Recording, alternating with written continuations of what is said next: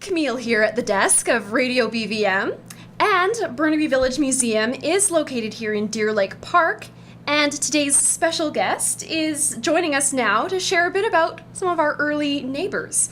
Linda Maeve Orr has been an assistant programmer at Burnaby Village Museum for more than 20 years, and she's gotten to know plenty of stories about the women who used to live by Deer Lake in the early 1900s. Thanks for joining us, Linda. Thank you for asking me, Camille. All right, so to start out today, I wanted to ask you a little bit about Grace Sepperly. I heard that she was the lady of the house, in the building that's now Burnaby Art Gallery. It used to be Fairacres, the country estate. So could you tell us a little bit about Grace? Well, I'd love to, because Grace is one of they're all my favorites. It depends what day I'm talking about or what I'm talking on. But I love Grace Sepperly, and I love her story. And I think the reason I like her story so much is because when I was doing the research, I was able to change the story and make it right. And that's a lovely thing when you're doing some research and you think, oh, well, it didn't happen that way. It happened this way. Right, absolutely. When things get a little bit twisted sometimes over the years. But so, what was the original story, and then what did you find to correct it? Well, I guess I pulled her out of the story. At first, she was, as many women were, sort of sublimated in her husband's identity, and it was thought that it was Henry, her husband, who had the money, and that it was his idea to build there, and it was his house, and that it was more about him. And it's funny when you do research, as I'm sure you know, Camille, you do a lot of it in your line of work. Sometimes it's just an accident and you stumble across something. And I think this was actually in a book. It wasn't down at the archives, and it was by a local historian. And I thought, well, he's talking about Ferguson Point in Stanley Park, and then he's talking about how Ferguson left his money to his sister-in-law and Grace Sepperly, and I thought I'd never heard that before, so I did some digging, and it was Grace's money, and she was indeed left a fortune by her brother-in-law, Mr. Ferguson, and with that fortune she brought the house that we know as Fairacres, the house and the property. This was very large property. Gosh, isn't that interesting? Because, of course, like you say, especially women in early years were not quite equal in the historical record. So that's so nice that you were able to find the truth about her. So do we know why she chose Deer Lake? You know, we don't, because I don't have many personal records, but because of the way Grace left her property, when that house was sold after her death, many years after her death, the money from the sale was used to fund the building of Sepperly Park in Stanley Park. And so Parks Board, of course, were involved, and Parks Board kept records. They still do. And that's where we found all sorts of goodies, or I did. I found her will, and I found all these things about her. So that's how I found out that she inherited this money, and that it was her decision to build there. It used to be an old strawberry farm, George Clayton's strawberry farm, and she may have been influenced by her husband Henry, because Henry was into the streetcar business, and he knew about tramway lines and the value of streetcars, and he had a very good idea that the BCER, British Columbia Electric Railway, would build a new tram line, and it would skirt Burnaby Lake. But why she actually chose it, I don't know. And historians are supposed to be good researchers and not suppose things and, you know. No. But I think it's one of those landscapes of nostalgia. She was born in Mount Clemens, Michigan, and it's a beautiful area, and there are lots of lakes. And I think when she saw this property between the two lakes, Deer Lake and Burnaby Lake, I think that it might have reminded her of her home. Oh, And it was a summer home. You know, they had a lot of money. They had a house in Vancouver where they went for the winter, and they had this beautiful house in the summertime. Oh my goodness. Yeah. And so what was the estate like?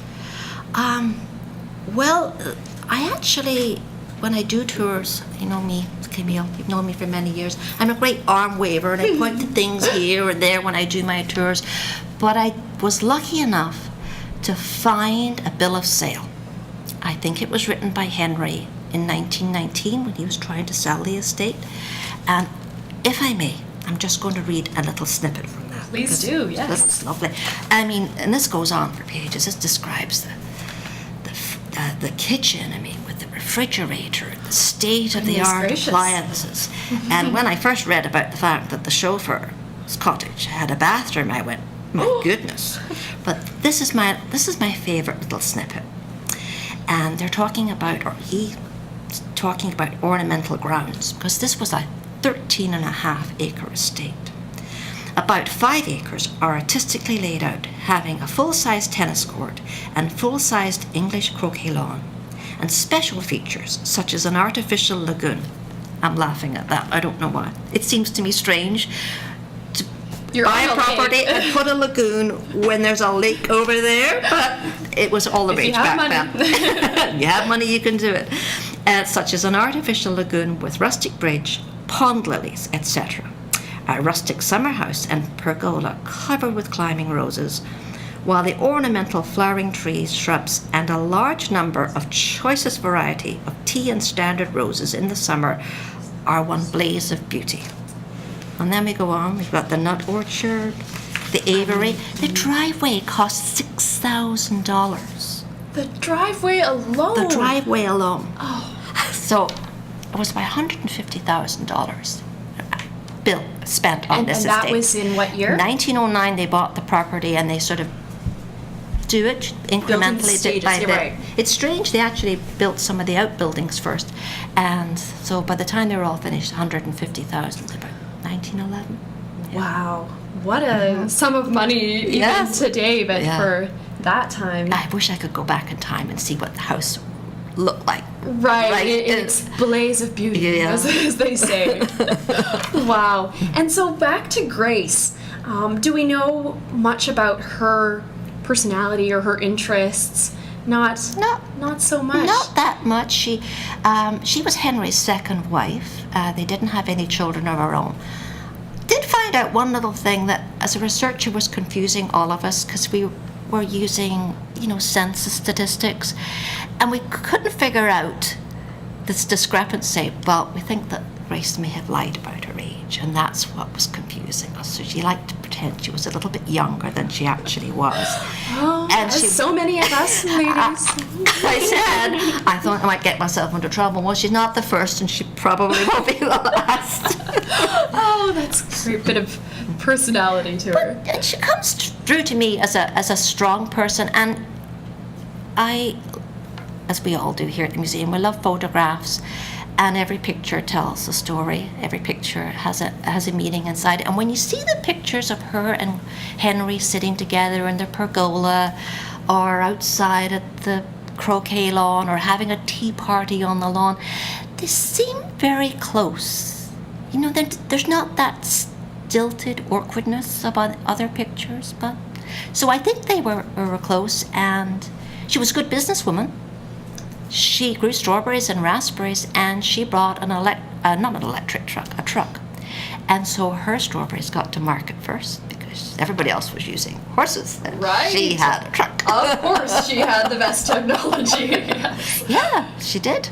Gosh, Yeah. so she must have been quite a gardener, or maybe it would have been more the workers on the estate.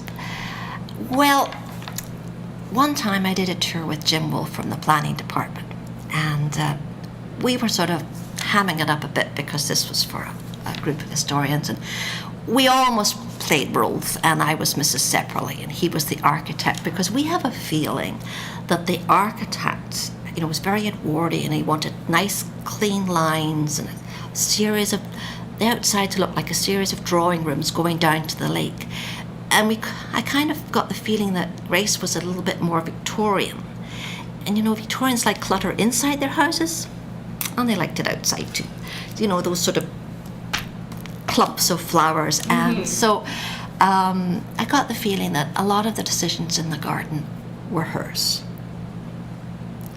She was the lady of the house, yes. Can I tell you about the rabbits? Oh, I don't know why that's just popped into my mind, the please. rabbits. I'm intrigued. Well, Fairacres is this gorgeous house. And you know, and one of my other ladies is Alice Godwin Hart. And when Alice was a child growing up with her brothers in the lake, they have a lovely house too. It just cost $50,000. But they are more sort of New Westminster folk. And the Sepperleys are more Vancouver folk. And I know from interviewing her that she felt that the Sepperleys were very grand. Sorry, not Alice, Florence, her daughter. And one day, they discovered, this is Florence and her brother, discovered that there were China rabbits all over the Sepperleys' lawn. And I just thought, well, you know, that's a very Victorian thing to do. And I did ask Florence. I wasn't a historian then. I was the driver for somebody else who had to pick up a donation from her, and I was filling time asking her stories, and they stayed with me. And she said, oh yeah, the rabbits were all over the lawn. So I came down, and my brothers and I decided that we would liberate the rabbits. So they climbed over the fence. The only one who could get over the fence was Florence, and Kingsley, her brother, I think helped her over. And they collected the rabbits because they thought that's what they should do. They were children. And they put them on somebody else's lawn and caused a little bit of an ill feeling because Mrs. Sepperley never did find out who had actually taken the rabbits. But I take it she was not amused. She was not amused. No, she was not amused, apparently, yes. And her chauffeur, when her chauffeur told her this news about where the rabbits actually were, I think maybe a few words were said. Choice words, I'm sure. Yes. Oh my goodness. So Florence Hart, she would have been the closest neighbor to the Sepperleys. Yes, yeah, well, sort of. When it's hard to picture it in your mind, but you have the two houses. Poor Camille, I'm waving my hands and pointing at you as if you expect you to know where. See it in my mind's eye. It's the Anderson House and the Mather House, sort of opposite Elworth. And then you've got, yes, you're absolutely right, you come down to I'm just thinking of on the lake. On the lake side, so yes. Florence's house, what we know of as the Hart House restaurant nowadays. Yes. Yes, you're absolutely right. If you looked at it from the lake, and then there's the little creek, and there's that rock, and then there's Fairacres, Mrs. Sepperley's house. I did a tour for some staff the other day, and they were very intrigued with one thing I said was Fairacres didn't point towards Deer Lake. It pointed towards Burnaby Lake because it had all been clear cut. So you had a wonderful view of Burnaby Lake, and Burnaby Lake, I believe, was larger in that. Yes. So it sort of pointed there, but still she did have all those vistas and those meadows going down to Deer Lake. But yeah, you're right. They were the closest neighbors. But certainly thinking about the house being pointed towards Burnaby Lake and just how vast this area must have seemed. Now, of course, all the hustle and bustle and traffic and cars and houses, but back then, just... Well, actually, I'll give you a good example of that. The Harts. I'm sort of jumping around a bit, as I am wont to do. Yes. So we're going to go from Mrs. Sepperley to the Harts. Now, the Harts, as I said, were more focused on New Westminster, and Mr. and Mrs. Hart lived in New Westminster. A very important city in those days. It had been, at one point, our capital. And they made the decision to come out and build a little summer house on the shores of Deer Lake. As another female connection, a lady was living here, was a friend of Mrs. Hart called Miss Woodward. So they came out and had tea with Miss Woodward. But the intention was to look at the properties. And they built this beautiful little cottages, absolutely adorable. And Mr. Hart, he couldn't come out and stay all week because the journey from New Westminster to Deer Lake was so long and so arduous, he couldn't possibly have commuted.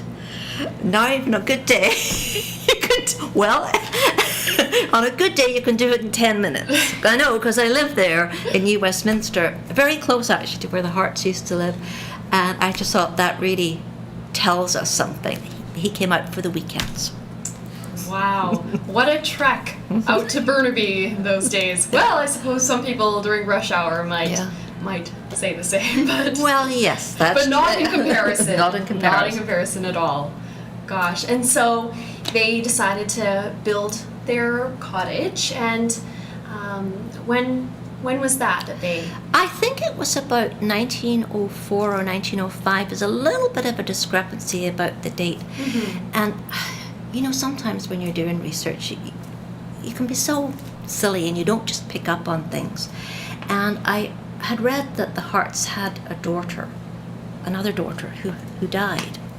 And they wanted to move away from New Westminster to a much healthier climate. And I'm kind of thinking of New Westminster as I know it. And I thought, well, what nice place to live. What was Doesn't so seem unhealthy? like a particularly unhealthy climate. And then I was looking at a picture. I was actually in Van City in New Westminster. And you know how Van City love to have the historic photos on the walls, yes. And I looked at it and I thought you could hardly see what was going on. It was the smoke from the shingle mills or whatever those kind of mills are.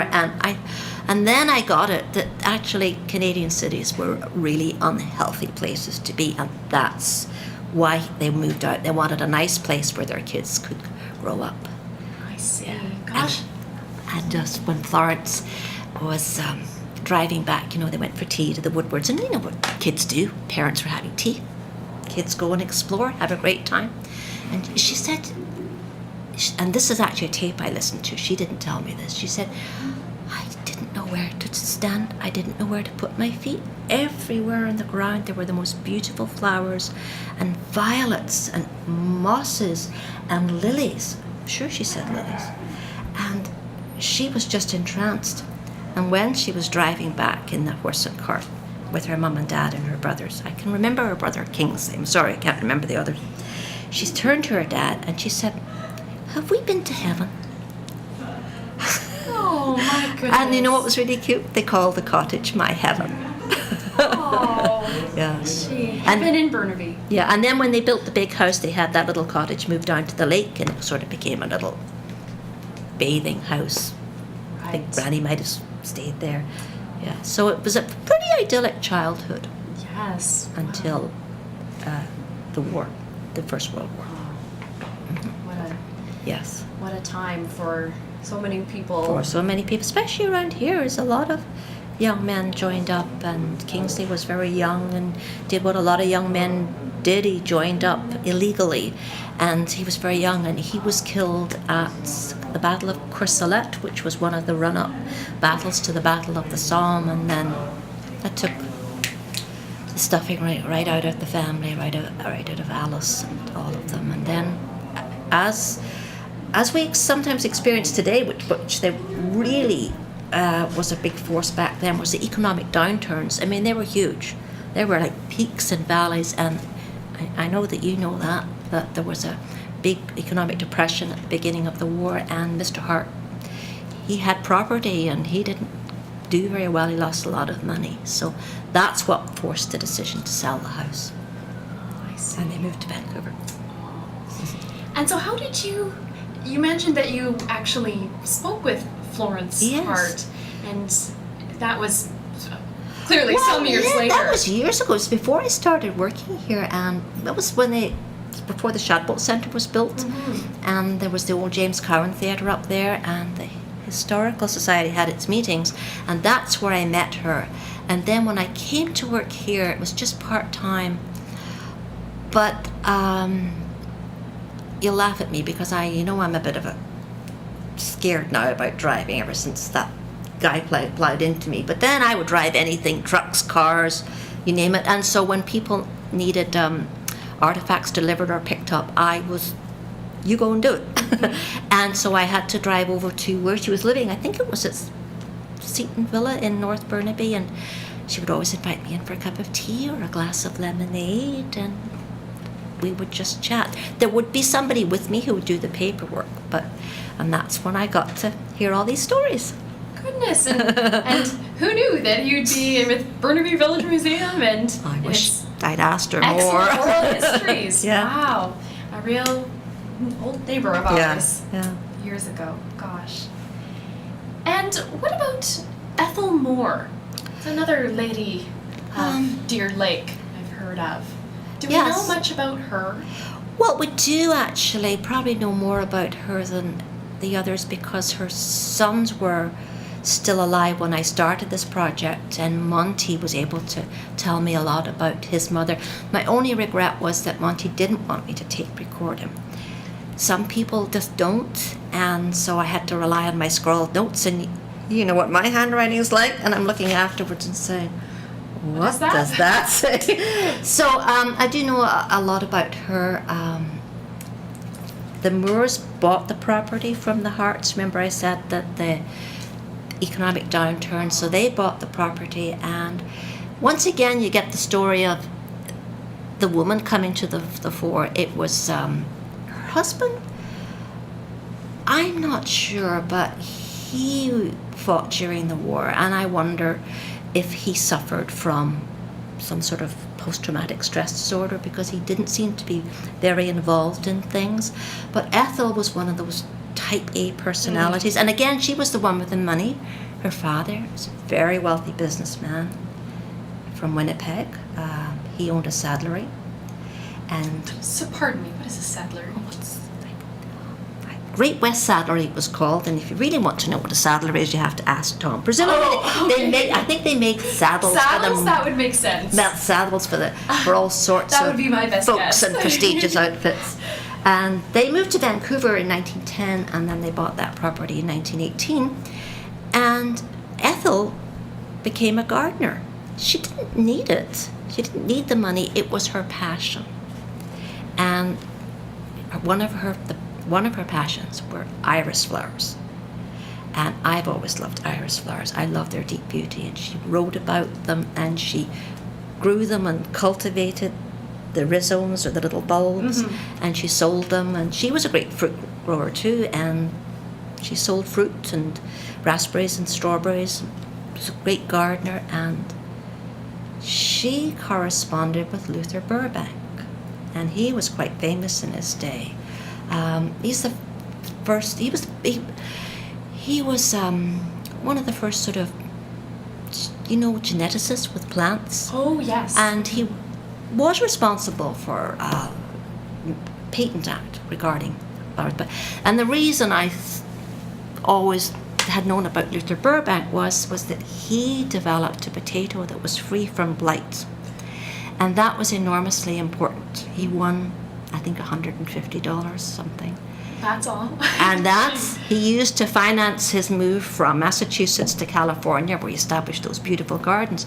But I'm from Ireland, and I know from my family's histories what my family went through during the famine. And this potato saved hundreds of lives, probably thousands of lives, because they were able to plant a potato, grow it for food, and eat it that would not catch blight, whatever the term is. And so that was in my mind, his claim to fame. Apparently he also did things like he invented the Shasta daisy, plum cups, and all sorts of other things. And they corresponded together, and the family say that she went down there and visited him in his gardens in California, but there's nothing down there to corroborate that. But they say she went. They did correspond. Yeah, they did correspond. At the very least. Yeah. Oh, interesting. Yeah. Gosh, a very famous connection. Yeah, she was very to well it. educated. She had a degree in psychology, and she was really interested in plant hybridization and things like that. My goodness. Yes, she was an experimenter. She was a scientist. She was. Wow. Gosh, and even at that time, and really for her to have a university degree That must was have been quite unusual, yeah. impressive thing. Yeah. And she had 7 children, and she did a lot of the work herself. Her sons, and she was a very accomplished musician. and she played the piano and Multi-talented. taught all of her children to play an instrument. And they were very popular locally, and they used to play in the local church. But young Harold got a bit carried away on the drums one day and jazzed things up, and after that, they weren't invited back. Gosh, the citizens of Burnaby must Oh, be yeah. quite shocked Yeah. over such modern music. Yeah. Gee. So Wow. that's a little bit of a story about Ethel, and like she has in common with the Harts, both Alice Hart and Florence Hart, this feeling also of giving back to the community, and they both. Ethel, in not quite such a formal way, but she was famous for hearing about some poor family that had fallen on hard times and taking them in or feeding them, and that comes out over and over again, what a kind-hearted person she was.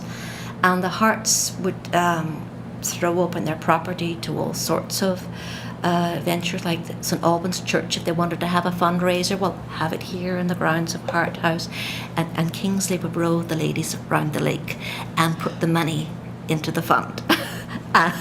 And I'm sure the He strawberries must have came. been quite a charmer, Kingsley. I think he was. There's a lovely picture of them sitting on the steps, the whole family, and there's Alice and her friend Kitty and various young people, and it's just gorgeous, and all the ladies have their beautiful hats on. And I don't know, I think it was taken in 1912, but it's just like, it's such a perfect Edwardian picture. It's just beautiful. Yes, just Yeah. Capturing the idealicness, Yeah. pre-war It does, exactly. times, especially in Burnaby, out in the country. Yeah. Wow. My This, goodness. and this area was sort of a little enclave,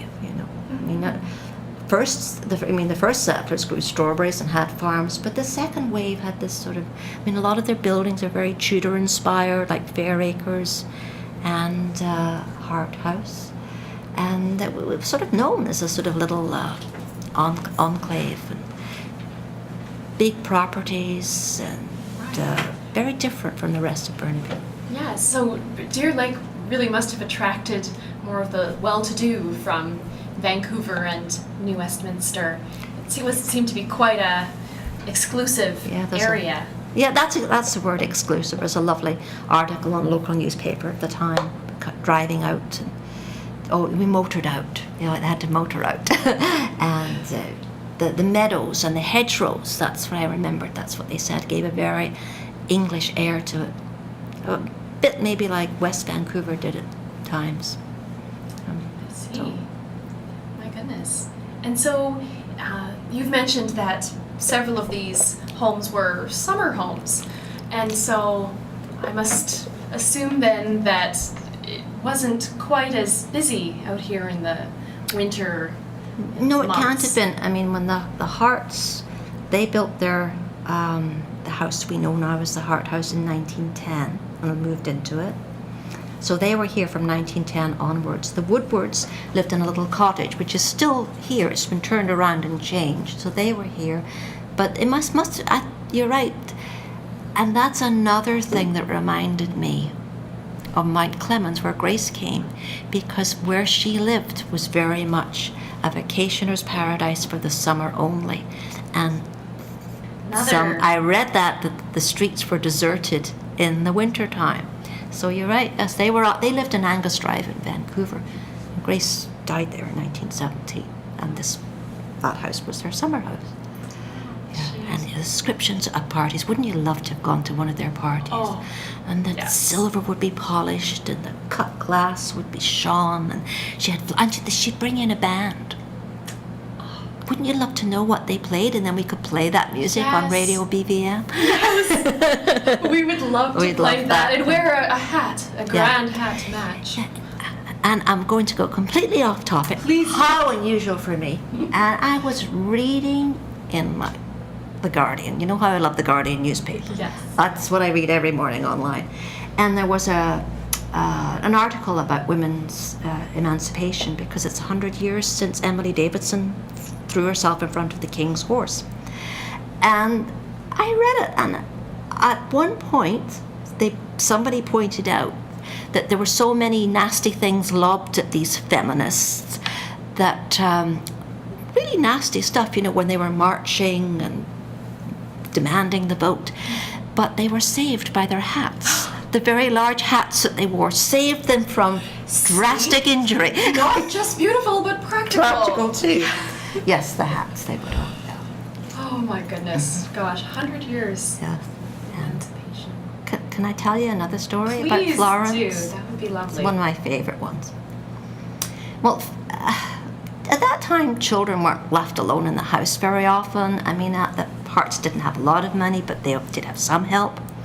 And for some reason, and this was another one that Florence told me, she was alone in the house, wintertime, so the big house, and the doorbell rang, and she went down and there was a delivery. And it was a box of Christmas crackers. Not the kind you eat, the kind you pull. Mm-hmm. And she was quite fascinated with these. I mean, I don't know how common they were, and sometimes when I tell the story, I embellish it a little bit, and they've come from Fortnum & Mason's or some prestigious store in England. They were a present from Bernard Hill, who was going to spend Christmas Day with the Harts. And Florence was fascinated with these, so she took them upstairs to her room. And she sort of, what do we say, she disassembled them, there must be some term, and found inside the most gorgeous presents, because we're used to cheap paper hats, little plastic horses and things and whistles. In those days, they really did contain treats, little gifts. That's what the whole idea was. And she took out all the little gifts and put them in a box under her bed and took the shells down. And her mother picked up the shells, you know, I'm talking about the crackers, and they, I don't know what happened to them. This is what Florence told me. She said, I didn't quite make the connection that eventually somebody was going to find out what I've done. So, come Christmas dinner, Bernard Hill said, where are those crackers? And I said, right. I was thinking Bernard's being rather imperious. Well, where are they? And so the crackers were bought. And everybody pulled them, and they made a most tremendous bang. That's a direct quote from Florence. But there were no presents inside. And Bernard was extremely cross. He said, wait till I get hold of that company. I'm going to give them what for? Selling me things without gifts. And then Florence said she felt her mother's eyes on her. She looked at her mother and she said, excuse me, which a child had to do when they were sitting at the dinner table. And she went upstairs. She got the box from underneath the bed, brought it down, and put it in the middle of the table and said, I thought it would be nicer if we did it this way. And then, of course, you know, she had me sold. I mean, and then, of course, she told me the story about the rabbits. I just thought, what a hilarious person she was. She certainly was challenging the idea. Yes, she got in a spot of trouble from time to time. And then there was the story about the underwear. Undergarments. Oh, undergarments. She went to the local school. She went to Miss Woodward's little school, and then later on she went to the school that's now at Canada Way in Douglas. I think it was called Lakeside back then. And it was a public school. And one day, driving along Douglas Road, come Mr. and Mrs. Hart. They're driving along in their tram. And all of a sudden, they look at the school playing field. Oh, look at all those children playing. Oh, look at that little girl up in the tree. Oh, my goodness me, look at that little girl. She's hanging upside down, and everyone can see her underwear. And oh my goodness, it's Florence. Of course it And is. Kitty was with her, Kitty Hill, who lived in the area. And Florence said, and I could just picture it, and she could just feel them. And she looked at the road, and she saw her mother, and her mother's eyes went front. And when she got home, she thought, well, I'm going to be for it. Nothing was said. And she thought, well, maybe I made a mistake, and it wasn't mother after all. But I'm sure it was mother and father.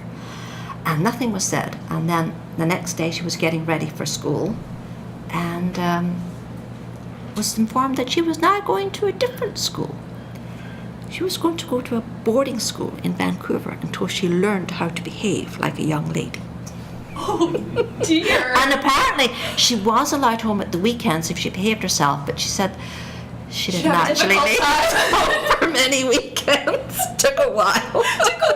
To make her a lady. Yeah, and her one of her goals was to be able to swim across the lake, because in those days it was great swimming, and boys swam across the lake. I'm going to swim across the lake too. She said she was a bit of a tomboy. I kind of believe that. Oh, what a mischievous Yeah. little girl. Yeah. Wow. Mm-hmm. My goodness. What fun stories. Yeah, that's stories about Gee. Florence. So we have a young lady, and then, I mean, her mother sounds lovely. Her parents were from Newfoundland, by the way, and they called the property Avalon because they came from the Avalon Peninsula. So you think again, is it something to do with being near the water? I mean, I know Avalon overlooks a very rough Atlantic Ocean, and that's not like Deer Lake, but maybe that was part of the reason they fell in love with it. Mm-hmm. Water, yeah, beautiful property. And you mentioned earlier about servants. So how many servants might have been working around here? What kind of jobs did they do? And there were separate servants' quarters in those days? Well, Seppele certainly had a cottage.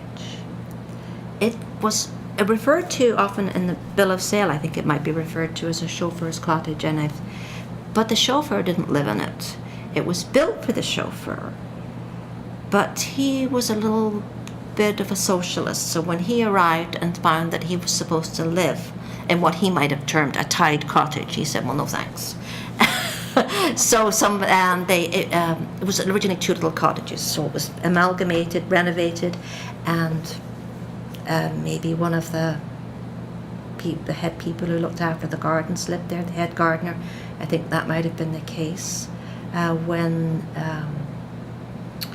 Ethel Moore lived there was a family who actually lived in the old Hart cottage. Remember, it was moved down to the lake, called the Smiths, and they had 4 children, and Mrs. Smith helped her out in the house. And then they had a character called Bill Dunbar. And Bill, I did actually look him up. I traced thought I was going to find out so much when I found his birth certificate, but I didn't. He just said his father was unknown and his mother was unknown, and he emigrated from, I think, London, and came to Chicago and became a cowboy. And of course he told stories to these kids, because he made out he was a wonderful cowboy, but I don't think he was a very good cowboy, because he had a wooden leg because he got hurt in a stampede, or maybe it was just an accident. But apparently he was one of their servants, and he helped feed the horses. This is the Moors, because everybody kept a cow, because you got your milk and your cream for your butter and your ice cream, and everybody would grow vegetables for their own use, and then of course there were the strawberries and the raspberries that were being grown commercially by the Moors, by the Harts, and by the Seppeles. So Bill Dunbar helped the Moors on the farm with that, and then they had the Smiths. Don't really know that much about the Hart servants, maybe somebody locally, but Mr. and Mrs. Seppele do have servants, and I think they're listed in the 1911 census. I think I remember coming across that. And I mean, she put on a party, this girl. I mean, she must have put on a party if she had music and flowers. I'm sure those servants were busy. Yes, we know we had the servants because she had servants' quarters in the attic. And they seemed to have very good living accommodation, which actually isn't such a surprise because it was hard to get servants out here. And you read these books by ladies who say they finally, this is all over Canada, all over Western Canada, they finally get a good girl and they train her and off she goes and gets married. How dare she? How dare she? Because of that sexual imbalance, there were far, far more men living here than women. So I think you had to be good to your servants back then. And I think that's a good thing. Yes, exactly. Oh, gee. And so you've mentioned a little bit about the tours that you give from time to time, Ladies of the Lake walking tours, and so you actually show folks around the properties. Yes, I like doing that, and so I used to do it with somebody who worked at the art gallery, and that was nice because they sort of, well, they knew a lot more about the architecture. That's a beautiful arts and craft house, and course, when you go inside now, a lot of the features have gone, but one feature still is in the billiard room, that beautiful fireplace. And Gerard did a lot of little bits of research on that, and then she left, so I had to take it over, and then I had to force myself to learn more about it. So I like taking people. I always think, well, where shall I start? Shall I start there, or shall I start at the Hart house? But I like to do the Hart house, point out the Woodward's cottage, because they are three very interesting women, the Mrs. and Mrs. Woodward, and I like to go to Fairacres, and don't always take people inside because it's an art gallery, it's a public space, but I like to show them around the house and point out where Grace's aviary was. She's very fond of birds, and apparently I didn't remember that the architect and the landscape designer wasn't very keen on this huge, it does look a bit ugly, this huge giant birdcage thing stuck on the house, but I like to walk people around and try to give them a taste of what life was like back then, and you know, it's a wonderful public resource. It's used for concerts. People walk around it. If it hadn't been held together as a big piece of property, because after the war, poor Henry couldn't sell it at any price. Eventually, he sold it for 40,000, and it cost 150,000. But because of that, we have that resource today. It wasn't broken up and sold for, right, more housing. Yes, and so many thousands of people enjoying concerts at there at Deer Lake Park, and even here, Burnaby Village Museum. It's part of that, yes. And then the Hart House. It's part of that lovely walk around the lake. Mm-hmm. So that's our nice inheritance. And we have Grace to thank for that one up there at the Fairacres. So you can see I get a feel for her. Yes. I just thought that was so cute about buying the truck. I'm going to. Her stuff made it to market first. $6,000 I think they made in 1918. Wow. That's a lot of money. That's a fruit. lot of fruit. Mm-hmm. A lot of strawberries and a lot of raspberries. They had a little bunkhouse, so they obviously had. You asked me about servants, and I forgot about this. They obviously had some Chinese labourers working there, living in the bunkhouse. And I've seen pictures of them. You always look at pictures and see who's in the background. Grace is in the greenhouse. Who's that behind her? Yeah. So they are there in the record. Yeah. Just you have to look. You have to look, and sometimes you'll find it in censuses. But the reality is, though, when they were conducting censuses, is that the right word? In 1911, 1921, very rarely. They don't even mention the women who lived in the house sometimes, and they're certainly not going to give names to the Oriental servants or the Chinese servants. It's frustrating. It just came from the times. The way it was. Yeah. Sometimes you're trying to find out about women who ran businesses, and it's so hard because they're there. They ran the business. You Especially can find they're the one running. They're the one running it, and it's in her husband's name or something. And then the ultimate thing for me was I was looking at some records of the National Council of Women, very big, prestigious organization back then, and they were trying to do a survey of the number of women in their areas, Vancouver, who actually worked and ran businesses. And the woman responsible for this tabulation, Sarah McLagan, she ran a newspaper, the newspaper The World, which is the sort of precursor of The Sun. She didn't even put herself down. Jeez. So how can you trust? Here she was. Yeah. Lady of industry. But yeah. So I suppose that's one common thread. They were being with Mrs. Moore, Ethel Moore, and Grace. They were entrepreneurs. They had some get up and go. They certainly did. They had some great ideas. Yes. Gosh, well, it's been so interesting hearing about some of our early neighbors around the Deer Lake area. I feel like we've really talked quite in detail about them. Is there anything else that we should know about them? Well, I think there are more stories to be unearthed because Rosalie Moore, one of the Moore children, Mrs. Moore had 7 children.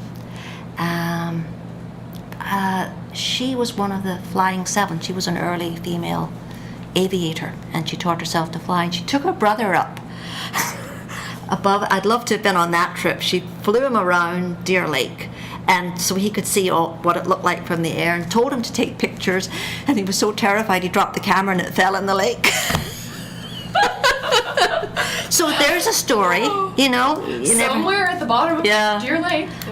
And then over on Burnaby Lake, Molly Broback used to live in a lovely house, which is actually, I think, on the Heritage Register.